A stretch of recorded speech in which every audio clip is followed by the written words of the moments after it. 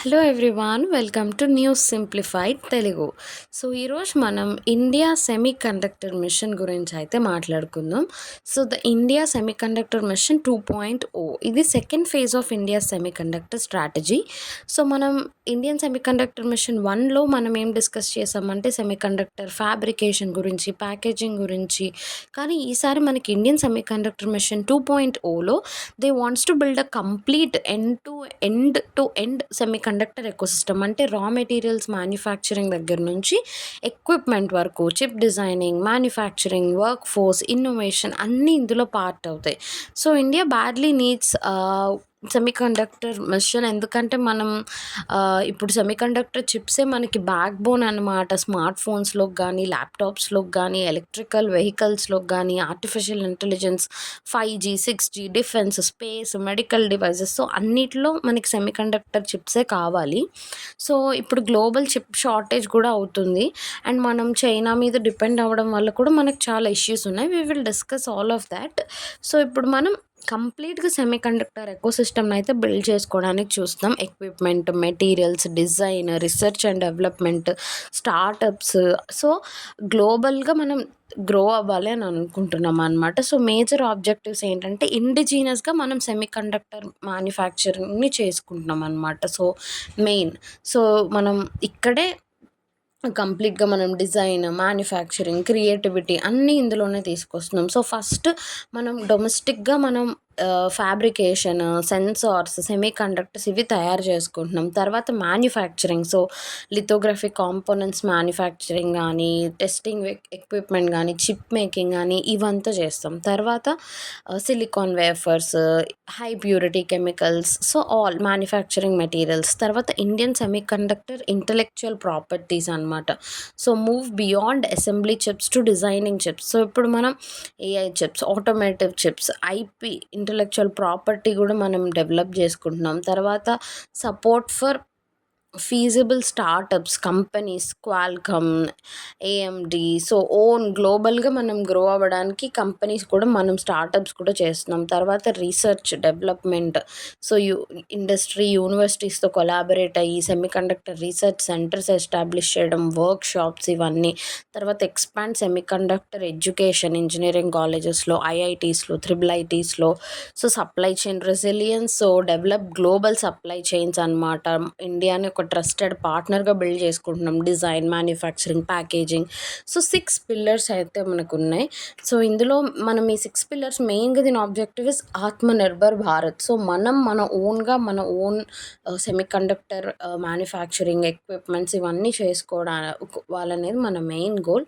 So ఇందులో 6 pillars of the Indian semiconductor mission 2.0 అయితే చూద్దాం. So first thing is semiconductor manufacturing, equipment manufacturing, materials manufacturing, Indian semiconductor IP development. So తర్వాత talent and skill development, semiconductor startup ecosystem అనమాట. So కంప్లీట్గా so ఇవి అయితే మనకి pillars, 6 pillars of ISM 2.0. So cabinet కూడా దీనికి 1.27 lakh crores అయితే approve చేసింది under India semiconductor mission 2.0. So progress already మనం చాలా ప్రోగ్రెస్ అవుతున్నాం. సెమీకండక్టర్స్ రిలేటెడ్ ఇన్వెస్ట్మెంట్స్ కూడా పెరిగాయి across states, Gujarat, Assam, UP, Odisha, Punjab, Andhra Pradesh. So major players such as Tata group, micron కూడా ఈ ఇండియన్ సెమీకండక్టర్ ఎకోసిస్టంలోకి అయితే వస్తున్నాయి. సో దీనివల్ల మనకేంటి లాభాలు అని అంటే, ఫస్ట్ ఆఫ్ ఆల్ మనకి ఇంపోర్ట్ డిపెండెన్స్ తగ్గుతుంది, ఎలక్ట్రానిక్స్ మ్యానుఫ్యాక్చరింగ్ పెరుగుతుంది, ఇన్వెస్ట్మెంట్స్ పెరుగుతాయి, మనమే ఎక్స్పోర్ట్ చేయొచ్చు. సో టెక్నాలజీ పెరుగుతుంది, డిఫెన్స్ ప్రిపేర్డ్నెస్ పెరుగుతుంది, మనం గ్లోబల్గా చైనా లాంటి కంట్రీస్ మీద డిపెండ్ అవ్వవసరం లేదు. Then it generates high skilled jobs, entrepreneurship, deep technology, AI పెరుగుతుంది, అడ్వాన్స్డ్ కంప్యూటింగ్ టెక్నాలజీ వస్తుంది, ఇండిజీనియస్గా మనం చిప్ డిజైనింగ్ పెంచుతాం, స్ట్రాంగ్ ఎకోసిస్టమ్, స్టార్టప్ ఎకోసిస్టమ్స్ కూడా రావడం జరుగుతుంది. అండ్ ఇండియా ఒక ఆల్టర్నేటివ్ సెమీ కండక్టర్ హబ్ అవుతుంది under the global diversification strategy. But there are also few challenges. So ఎందులోనైనా ఛాలెంజెస్ ఉంటాయి. బట్ ఫ్యూచర్‌లో టాలెంట్, ఇంటలెక్చువల్ క్యాపిటల్ కూడా మనకు దీనివల్ల పెరుగుతుంది. But what are the challenges అంటే హై క్యాపిటల్ కాస్ట్. సో చాలా ఇన్వెస్ట్‌మెంట్ చేయాల్సొస్తుంది. టెక్నాలజీ మనకి ఇంకా అంత లేదు. సో మనం ఇంకా అడ్వాన్స్డ్ మ్యానుఫ్యాక్చరింగ్ టెక్నాలజీ రావాలి మనకి.